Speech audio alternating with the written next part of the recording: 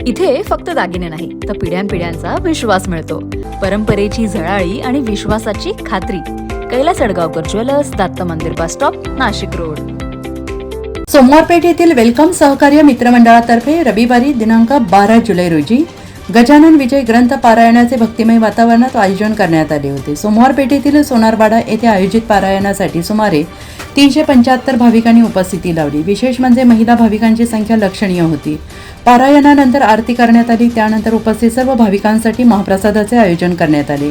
भाविकांनी मोठ्या भक्तिभावाने महाप्रसादाचा लाभ घेतला. या धार्मिक कार्यक्रमाच्या यशस्वी आयोजनासाठी वेलकम सहकार्य मित्रमंडळाचे मार्गदर्शक गणेश मोरे यांच्या मार्गदर्शनाखाली मंडळाचे अध्यक्ष पराग सिन्नरकर यांनी नियोजन केले होते. बंडू गंगावणे, अरुण मोरे, कैलास देसाई, मुन्ना दिवान, प्रसाद संधान, सारंग खेडकर, श्रीकांत थोरात, साई मोरे, गौरव कासार, ध्रुव कासार, चैतन्य वावरे तसेच मंडळाच्या सर्व कार्यकर्त्यांनी मोलाचे सहकार्य केले.